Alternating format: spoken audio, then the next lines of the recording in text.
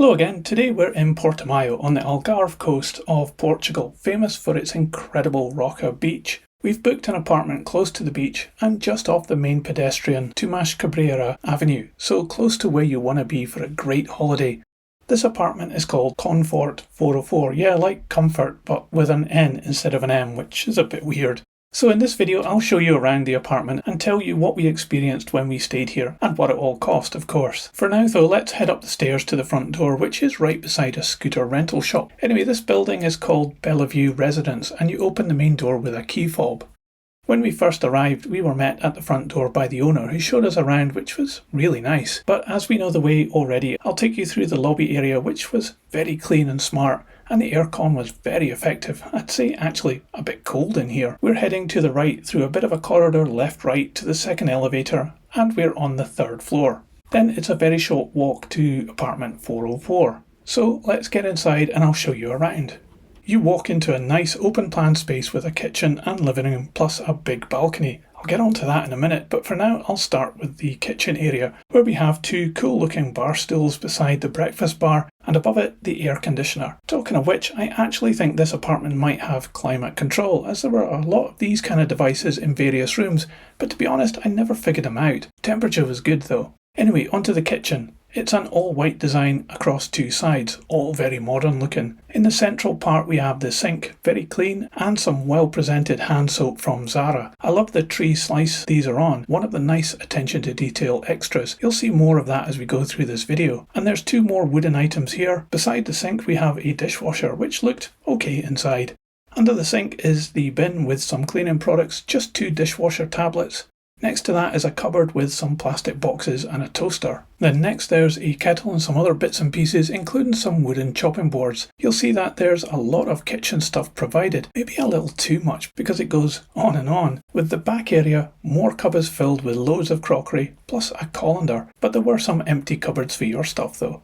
Over on the other side there is an air fryer which we never used, an espresso machine and a handful of coffee pods, serviettes and another wooden chopping board. Below in the cupboard is a first aid kit, and we also have a washing machine. Tech it again, and very clean inside, although we didn't get any washing tablets for this. In the cupboards above there was a massive array of glasses and even some teapots. And more glasses. Tekka features again with a microwave, and below it there is also an oven. And then below that, all the instruction manuals, which we didn't bother reading of course. Moving along to the next part, past this pillar, there's an electric hob, Tekka again, who would have guessed, and a wooden tray. A large selection of utensils, all spotlessly clean, and below some frying pans and further utensils. And of course there's some pans as well. In this cupboard was a selection of condiments left over from previous occupants, including some coffee, a tub of some mysterious stuff, and things like salt and oil. And here are some dish towels, foil and some placemats. This kitchen's got everything. Finally, it's a large fridge, this time Whirlpool, and again, like everything else, really spotlessly clean. And we have a freezer below it too. So that was the kitchen. Let me show you the rest here. This reclaimed sideboard looks really cool, and beside it we have a basket with 4 beach towels for our use. Some really nice accessories beside the TV, and below we even have a PlayStation with some games. A small board game too, but nothing else in here. We've also got a nice pair of side tables and a nice comfy sofa with cushions. Love the pictures on the back wall, beside the dining table which has a nice decorative bowl on it, and we have 4 chairs. So let's check outside as we have a massive balcony. Obviously we have some air conditioner units here, but look at the size of this space. Here we have a table with 4 chairs, and an additional 2 chairs with cushions and a table on a mat. Those drinks weren't complimentary, we brought our own.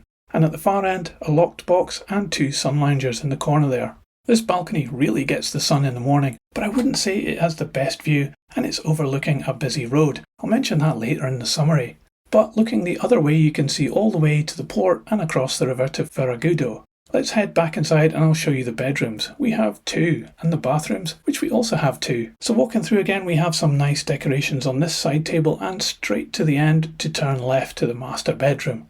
Decent sized bed with nice cushions, white towels and wooden bedside tables which look great. One lamp on the right there matches with the cushions, nothing in the drawers though. Annoyingly only one socket this side, so nowhere to charge your phone at night. And in the corner a chair with a horse print cushion. There's also a walk-in wardrobe with lots of hangers and some drawers. Okay, let's head to the ensuite, but as we do, we pass some more built-in wardrobes on the left, which has some spare duvets and even more storage. So the ensuite is very clean and well presented. Love the soap dispenser. Nothing in the drawers under the sink though. An absolutely huge shower with good water pressure and instant hot water. Love the tiles in here as well. And other nice touches, like how the toilet roll is presented. So bedroom number 2. In here, there's a definite horse vibe going on. 2 single beds, this time with pictures above. I love the colour scheme here and the way everything works together. Very designery. Bedside lamps look really cool, and this time we have more sockets to charge our devices. There's also a floor lamp and another side table with even more storage and built-in wardrobes again. Loads of space in here. Let's head on through to the second bathroom where we have a bath with a shower above, a laundry basket, another very clean sink with some accessories. We have a toilet and bidet in here, and also under the sink, a supplied hairdryer. So just to mention that beside the front door there's yet another wardrobe, and in here there's some laundry equipment and a hoover. So that's our apartment. Time to enjoy the balcony, and I'll catch up with you in the morning to let you know my thoughts and tell you how much it cost. Well, good morning from our lovely apartment. Let me tell you how we got on. For us, the main bed was hellishly uncomfortable. It's an orthopedic mattress and we found it terrible. We immediately abandoned it and ended up sleeping in the second bedroom, which by contrast was super comfortable. But this aside, there's much to love about this apartment, such as the feeling of space, the 2 bathrooms, and the modern well-equipped kitchen. I love the extra little touches like the plants and flowers, the furnishings and cushions, towels and extras we could use, and even a PlayStation. And there was thoughtful extras like this list of emergency numbers on the wall.